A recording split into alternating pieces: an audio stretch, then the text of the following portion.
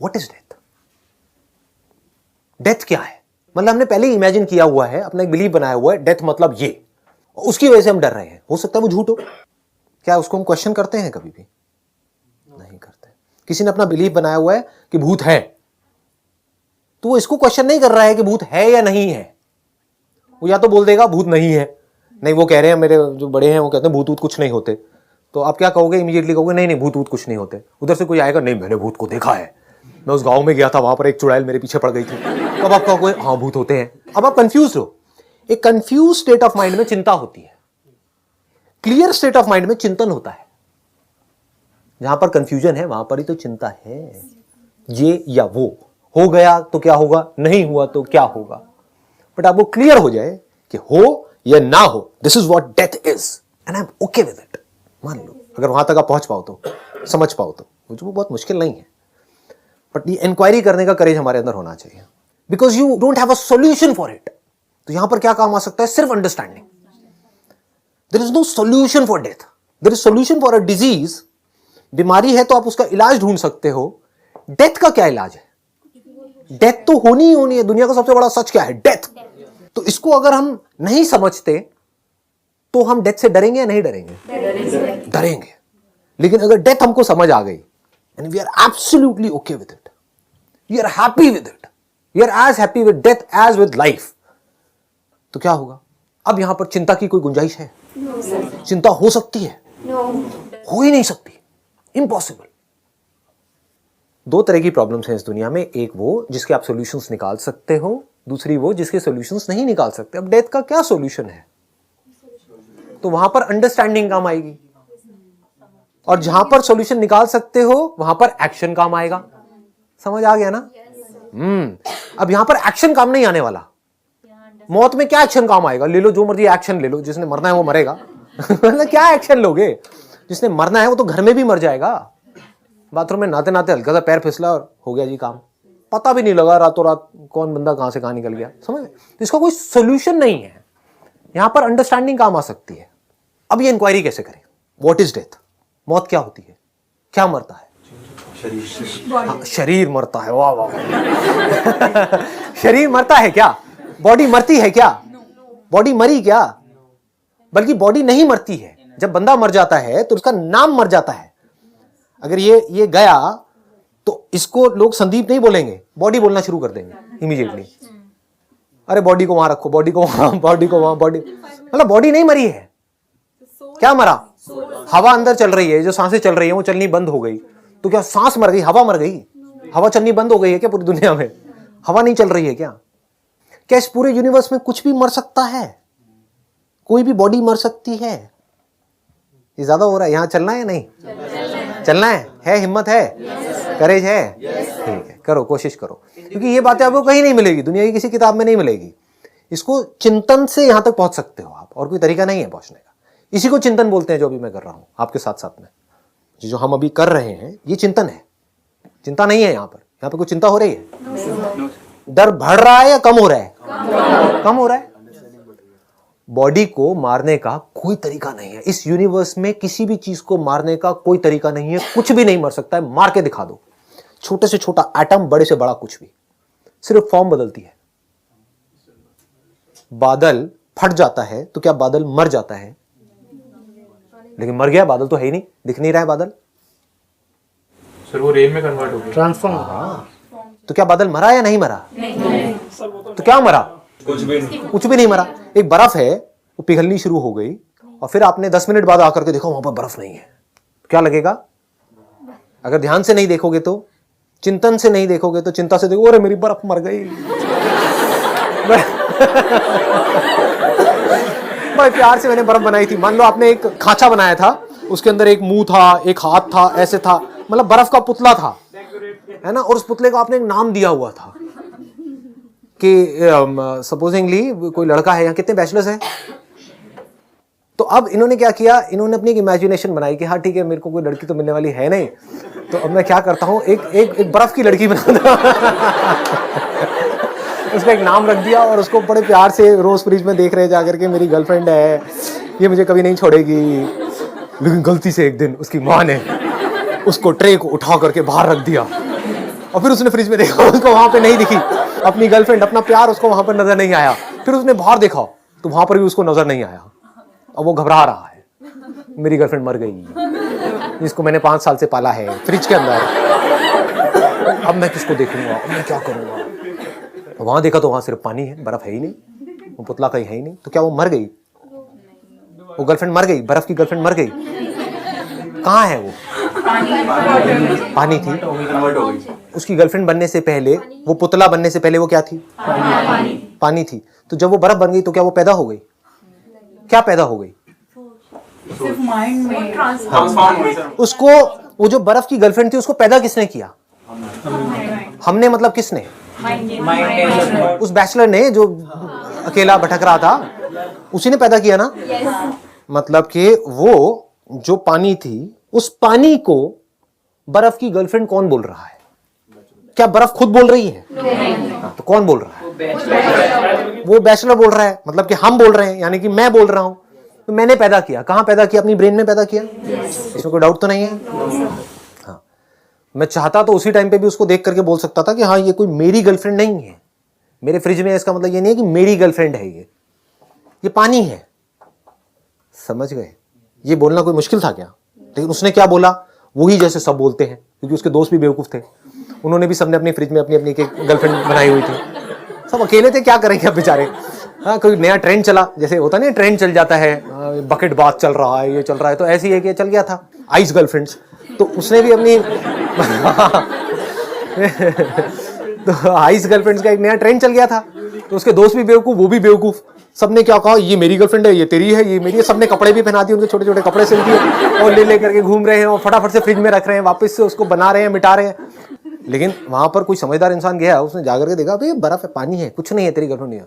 और नहीं, तुम्हें नहीं पता है, 4 साल से मेरे साथ है, ये है, तुम्हारे लिए नहीं होगी, मेरे लिए तो है। तो ये लाइफ और डेथ कहाँ है? किसके माइंड में? आपके माइंड में। तो इसको सोल्यूशन कौन निकाल सकता है? हमारा माइंड।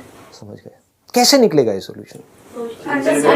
आपको समझना पड़ेगा, जिसको आप लाइफ कह रहे हो वो क्या है, जिसको आप डेथ कह रहे हो वो क्या है।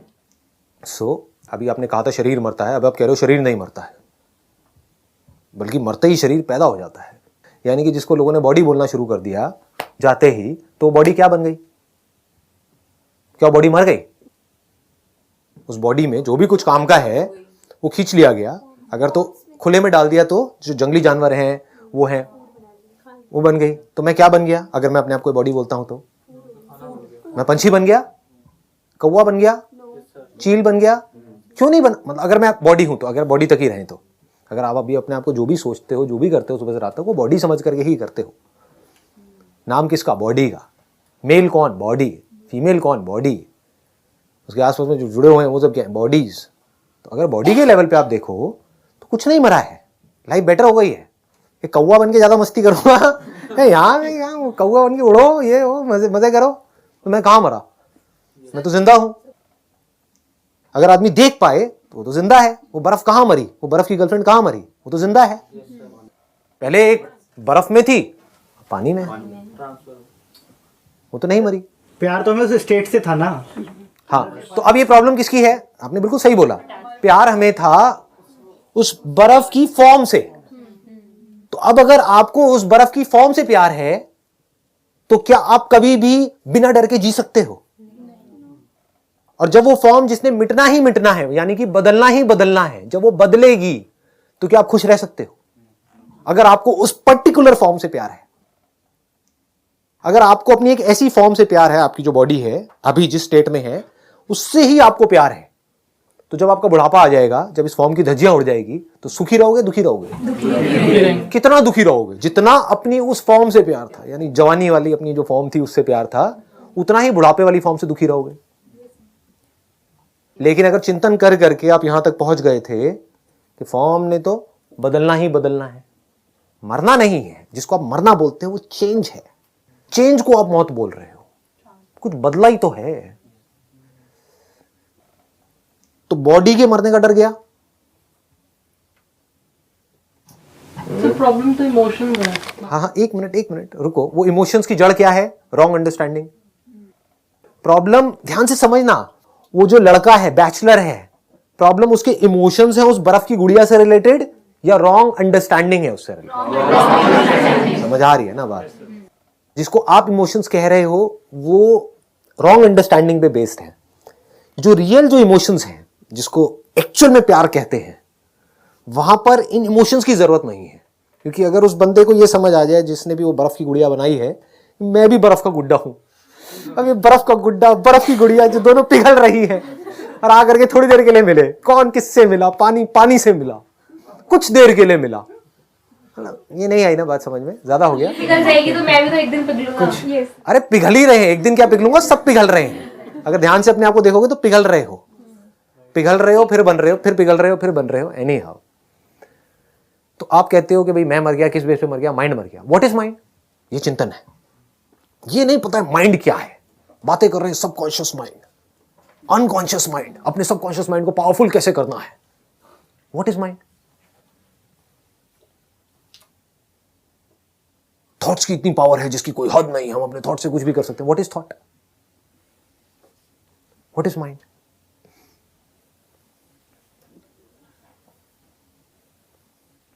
जब ब्रेन काम करना बंद कर देती है तो क्या माइंड काम कर रहा होता है?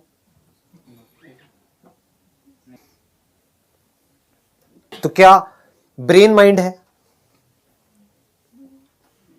ब्रेन माइंड है तो बॉडी माइंड है, या माइंड बॉडी से अलग है? Brain controls our actions. हाँ, brain controls our action, brain which is a part of the body. What is mind? Is brain mind? हमारे थॉट्स, हमारे थॉट्स माइंड है। थॉट्स क्या है? What is thought? ये चिंतन है। ये नहीं कि मुझे पॉजिटिव सोचना है, मुझे नेगेटिव नहीं सोचना है, मेरे अंदर थॉट्स ना आए। ये बहुत गहरी इंक्वायरी चल रही है। अगर यहां पे हम पहुंच पाए, जिसको आप माइंड कहते हो, क्या वो मेमोरी नहीं है जो आपकी बॉडी के अंदर स्टोर्ड है, आपकी ब्रेन के अंदर स्टोर्ड है? क्या वही माइंड नहीं है? अगर मैं पूरी मेमोरी आपके अंदर से निकाल दूं तो आप माइंड किसको कहोगे? क्या उसके बिना आप सोच पाओगे? Can you think without memory? Can you speak without memory? तो माइंड, जिसको आप माइंड कहते हो, वो क्या है? Bundle of memories. तो क्या मेमोरी मर जाती है जब आप मरते हो, ये बॉडी मरती है? तो आप कह रहे हो नहीं मरती, या तो अब आप कहोगे नहीं मरती या कहोगे हाँ मरती है। कैसे? आपका एक्सपीरियंस क्या कहता है? मैं आपको ये बता रहा हूं, अगर ध्यान से समझ पाओ ना कि चिंतन करते कैसे हैं। बिलीफ के बेस पे चिंता होती है और समझ करके एक्सपीरियंस के बेस पे चिंतन होता है। बिकॉज इफ यू से नो कि मेमोरीज नहीं मरती हैं, मैं पूछूंगा आपका एक्सपीरियंस क्या कहता है? आप कहते हो मेमोरीज नहीं मरती हैं, क्योंकि मैंने उस बुक में पढ़ा है कि कर्म होते हैं, वो इकट्ठे होते रहते हैं, उस कर्म के हिसाब से हमको अगली बॉडी मिल जाती है।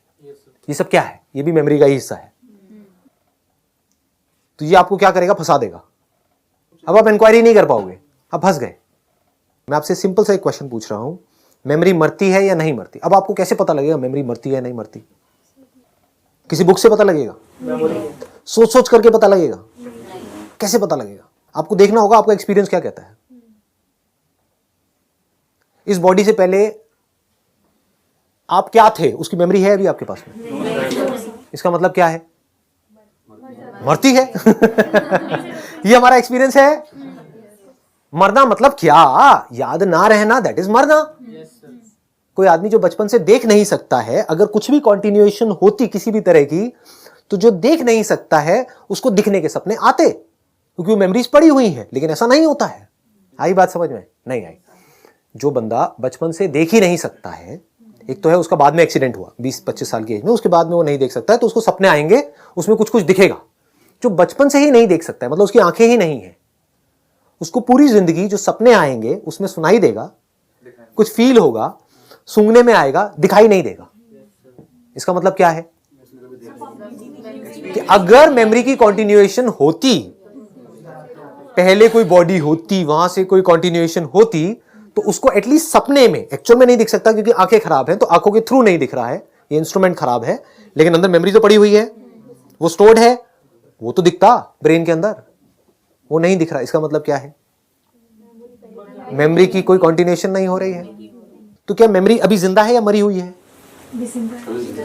अच्छा, जिंदा कैसे है? मेमोरी क्या होती है? प्रेजेंट मोमेंट की मेमोरी होती है या पास्ट की होती है? हाँ, तो जो भी आपकी मेमोरीज हैं, जो भी अंदर स्टोर्ड है, वो एक्चुअल में जिंदा है या एक्चुअल में मरी हुई है? एक्चुअल में मरी हुई है। आपके बचपन की मेमोरी है आपके ब्रेन के अंदर, लेकिन एक्चुअल में बचपन कहाँ है? आंख खोल करके देखो, अभी बचपन बचपन नजर आ रहा है किसी भी एंगल से? अंकल आंटीज बात समझ आई? एक्चुअल में क्या हो रहा है? एक्चुअल में मेमोरी जिंदा है या मुर्दा है? मुर्दा है। तो जो मुर्दा है उसके मरने का क्यों डर है आपको? वो जो मुर्दा है उसके मरने से क्यों डर लग रहा है आपको? वो तो मुर्दा ही है। अगर अभी भी आपके अंदर जितनी मेमोरीज पड़ी हुई हैं वो सब मर जाएं, लेकिन आपकी लाइफ बढ़िया चलती रहे, कोई दिक्कत है क्या?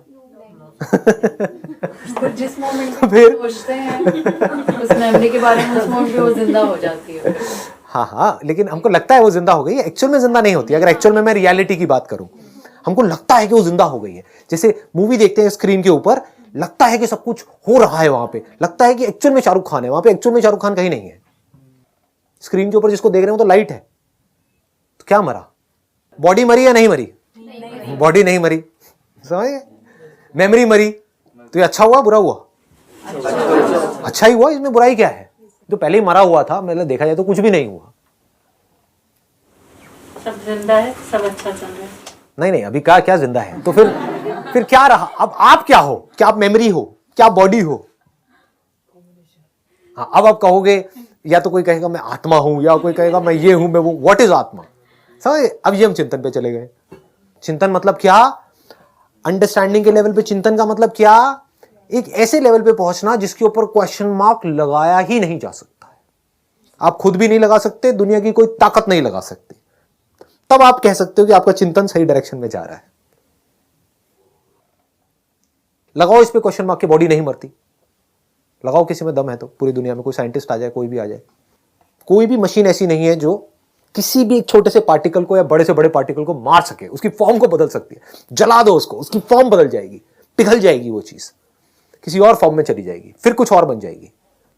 पानी को उबाल दोगे तो ऊपर चला जाएगा, फिर नीचे आ जाएगा, जैसी कंडीशंस चेंज होंगी। तो अकॉर्डिंग टू कंडीशंस फॉर्म्स बदलती रहती हैं। If you can ask the right kind of questions, क्या मरता है, क्या नहीं मरता है, मैं मरता हूं या मैं नहीं मरता हूं, मैं कौन हूं, अगर ये क्वेश्चन घुस पाए अंदर तो हु एम आई?